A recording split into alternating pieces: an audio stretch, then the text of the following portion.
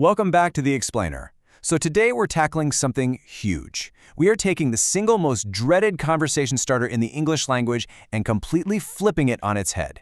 We're going to turn it into this really natural, engaging storytelling opportunity. Seriously, if you have ever felt that cold sweat, that instant pressure when someone asks you to introduce yourself, you are in exactly the right place.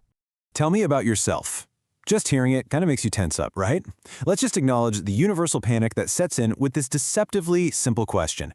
Think about it. You know yourself better than anyone else on the planet. You've lived in your own head your entire life. But the second someone drops the "tell me about yourself" bomb, you completely freeze. Why? Because there's no clear starting point. It's so open-ended, and that is exactly what makes it feel so incredibly overwhelming. I absolutely love this quote from our source material because it hits the nail right on the head. Your brain just leaves the building, goes on holiday. It's literally the perfect description of how our minds just go completely blank under pressure.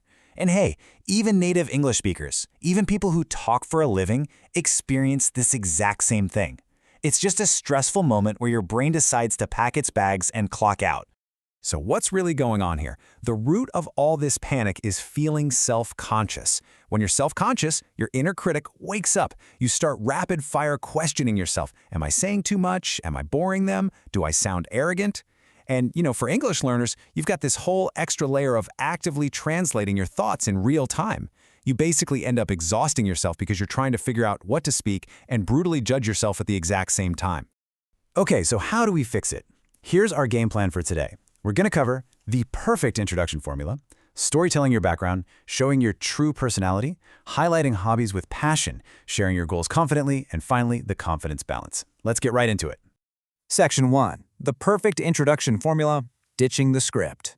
The introduction is absolutely crucial. It's step one of any new interaction. But most people make this huge mistake where they sound like they're reading directly from a job application. It's stiff, it's robotic, and honestly, it kills the vibe before the conversation even starts. Look at the difference here.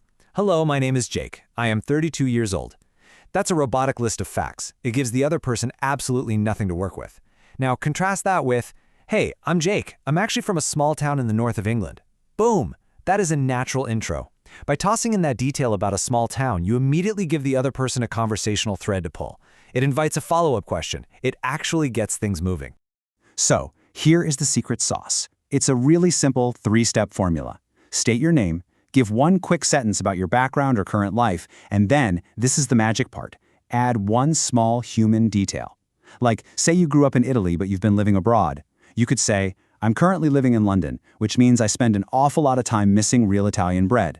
That detail about the bread, it's warm, it's a little funny, and it instantly makes the other person curious to know more about you. And the whole reason we're doing this is to make a great first impression, which is simply that initial feeling someone gets when they first meet you. But I want to reassure you right now, a good first impression does not mean you have to be spectacular. You don't need to tell a story about climbing Mount Everest. Seriously, it just needs to be genuine, warm, and real. That's it. All right, moving on to section 2, storytelling your background, plotting your origin story. I want you to think of your background as your own personal superhero origin story, but, hopefully with a bit more calm and a lot fewer explosions. It's wild how the exact same information feels completely different when it's told as a connected narrative rather than just checking off boxes. Compare, I am from Egypt, I studied engineering, I worked in Cairo, I live in Dubai, to I grew up in Alexandria, studied engineering, and ended up in Dubai. The first one is a dry list. The second one, that's a human being talking. You're bringing your history to life just by connecting the dots. To help you build out that origin story, here is a really handy toolkit of conversational phrases. I grew up in, I have a background in, but I absolutely love the phrase, I ended up. It is such a great phrase because it perfectly captures those unplanned, beautiful journeys we take in life. Because, let's face it, life rarely goes exactly to plan. Saying something like, I ended up going into teaching completely by accident, sounds so incredibly real and relatable. Section 3. Showing your true personality, quirks, and all. Okay, this is often the trickiest part of introducing yourself. You really want to avoid those meaningless cliches like, I'm a hard worker, or I'm a people person. We've heard those a million times, right? They've completely lost all their meaning. Instead, we need to rely on the classic show, don't tell principle. Painting a tiny scene of your habits is vastly superior to just slapping a label on yourself. Look at this. Instead of just stating, I am funny, say, I tend to make little jokes when the room feels too serious just to make people comfortable. Boom. I can actually visualize you doing that. It's specific, and it tells me something incredibly authentic about who you are. Here are some super actionable phrases you can borrow right now to show off your personality. I'm the kind of person who makes a playlist for literally everything. And hey, listen to me on this. It is totally okay to admit to your quirky imperfections. Nobody actually connects with someone who seems absolutely flawless. We connect with real humans. So if you have a highly judgmental, slightly messy cat named Gerald, mention it. It makes you relatable, and for sure, it makes you memorable. Section 4. Highlighting hobbies with passion. Beyond I like reading. Picture this. You say, I like reading, and then you just stop talking. The other person is probably just going to nod politely and desperately try to change the subject, because you gave them literally nothing to hold on to. The conversation just flatlines. But see how using a phrase like passionate about completely elevates a hobby? It takes it from this casual, nah, I like it, to something that genuinely fires you up. If you say you're passionate about collecting old vinyl records, it shows you invest time into it, you care about it, and that kind of enthusiasm naturally draws people right in. Let's break down a simple, foolproof formula for sharing what you love. Name the hobby, add some real feeling, and throw in one specific detail. Our source material had this brilliant, kind of funny example of someone who got into photography by borrowing a friend's camera for a trip and then just never actually gave it back. I mean, okay, maybe it's not the most ethical way to acquire a camera, but it makes for a fantastic, vivid story that people instantly want to hear more about.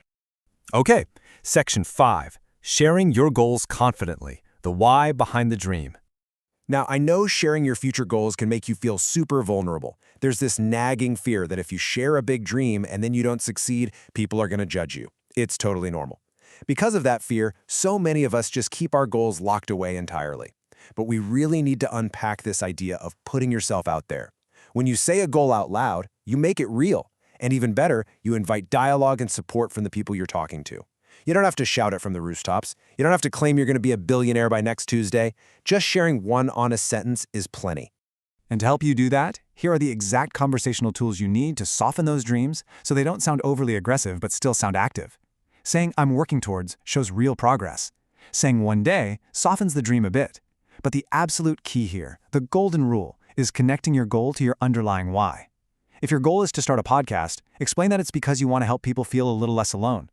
Goals with a why invite a real conversation. Goals without a why, they just kind of sit there awkwardly. Finally, Section 6. The confidence balance. Grounded, not arrogant. Throughout all of these conversations, the goal is to strike that perfect sweet spot between confidence and approachability.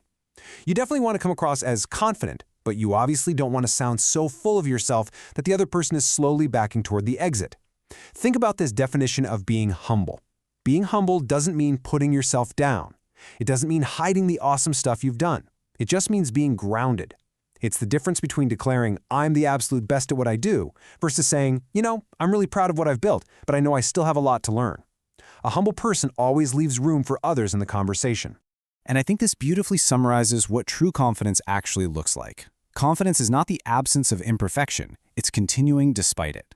Seriously, true confidence means you stop constantly apologizing. Stop apologizing for your English accent, or for blanking on a specific word, or for making a tiny grammar mistake. Just stop. True confidence is simply believing that you can handle the conversation and continuing to share your genuine, messy, beautiful story despite those little imperfections.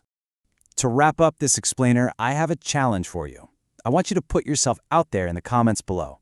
But before you type a single word, ask yourself this.